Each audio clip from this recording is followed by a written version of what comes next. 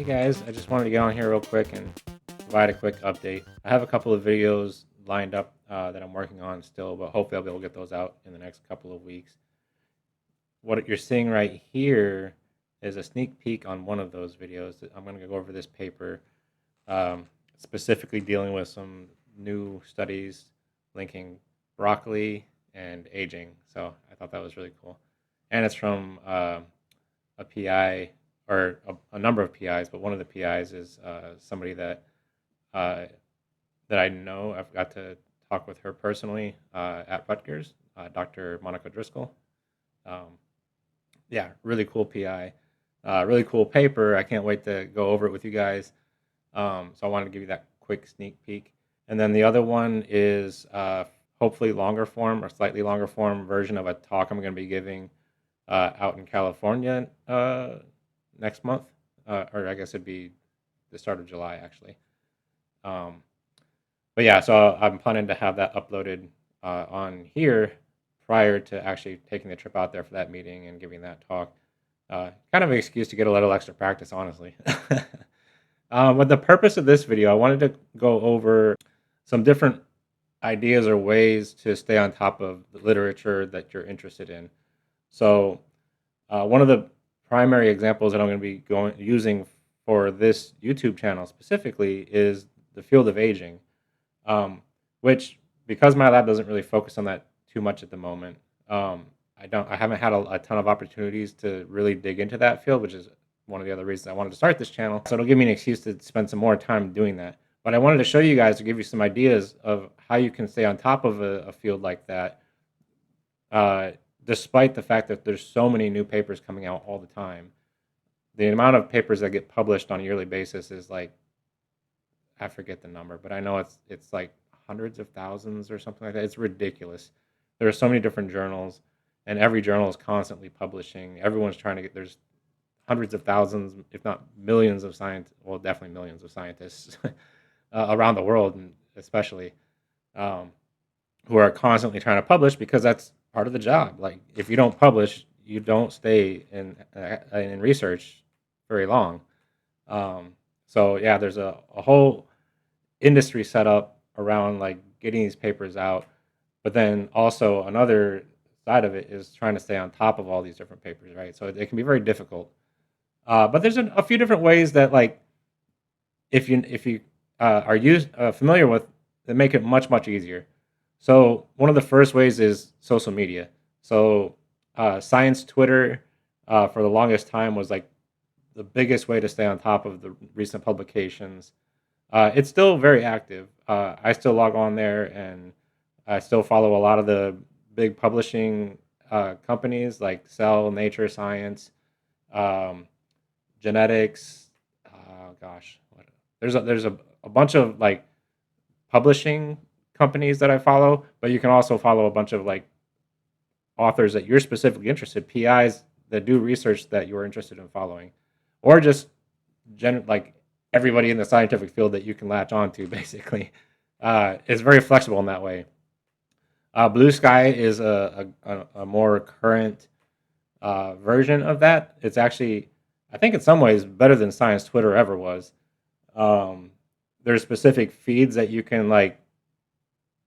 I guess you don't have to train it, which is the nice thing for your feeds. Anyways, there's just anyone who's attached to the feed, you'll get updates from them. It's like subgroups, I guess. I use both, although I don't get on either app as often as I would like to, because it's hard to find the time in a day, right? Um, but one of the other things I wanted to show you guys real quick uh, is what's called bioRxiv.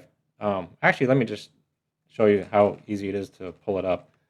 I can never remember how to spell it properly, so I'll just type in here bioRxiv, spelled correct but incorrect because the actual website is this one here, bio, and then capital RXIV, pronounced bioRxiv.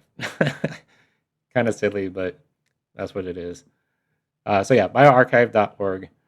You can open this website, and it's kind of weird, right? Like there's not a whole lot here. There's all these subject areas, which honestly I've never actually clicked on any of these links.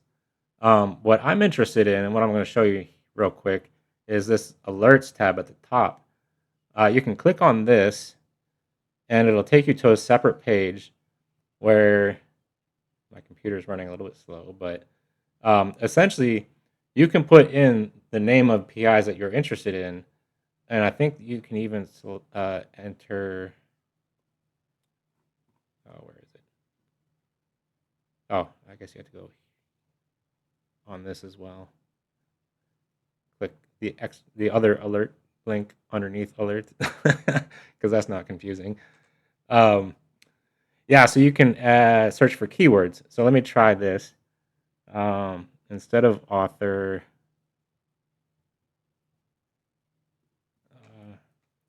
under name here, it's just asking you like to put in a name for when they send you alerts, what you want it to be titled. So I'm gonna do aging research because I want to get alerts for keywords, a phrase that appears in the article title. So I'm going to go with just aging, see if that works. And then I'll leave everything else blank, so I'll probably get a ton of emails because I'm sure there's a lot of papers with just the word aging in the title. But I'm going to, save that.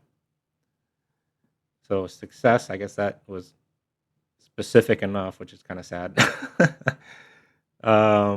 Okay, yeah. So down here, it shows you all the alerts that you have entered. Yeah, I had a pretty niche field of PIs that I was getting alerts for until now. But now I need to broaden it out specifically for the sake of this channel. So let me see how this just general aging keyword, how well that works, I guess. But yeah, I already have my profile set up. I can't remember exactly what all they ask you to do for a profile. I know it's very simple. It might just be entering an email address. They don't ask for a lot of information. You don't have to they don't send you anything except the alerts that you sign up for. So it's a really cool, really easy to use website. And then whatever email you attach to it, they'll send you anytime a PI or a paper comes out with that keyword in it, gets published on bioRxiv specifically, they'll send you an alert that that paper has been published to the website, and you can pull it up for free. So that's one of the other key features I wanted to mention is that there's no paywall with bioRxiv because these papers aren't officially published yet. It's like a preprint, like it says at the top here, the preprint service for biologists. So it's really, really cool. And it's something I wish more people knew about because pretty much all scientists in biology use bioRxiv.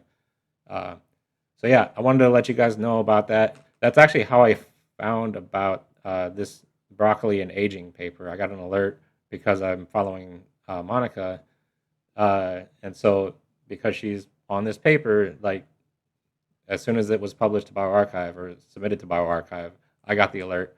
So I've been sitting on this actually for a couple of weeks. And yeah, I'm excited to go over it with you guys. But first, I wanted to give you that update and kind of go through just a couple quick things about how to stay up to date with the literature. And I'll call it that for now. And then, like I said, I'll try to get those next two videos out within the next few weeks. Fingers crossed, but we'll see. And yeah, as usual, let me know if you guys have any questions about anything that I've just gone over, or if there's anything related to this, or just anything in general that you want me to discuss in a future video. And if you like this kind of content, hit that like button, subscribe. Let me know in the comments below. And yeah, as always, stay curious, stay humble, and never stop learning. Thanks.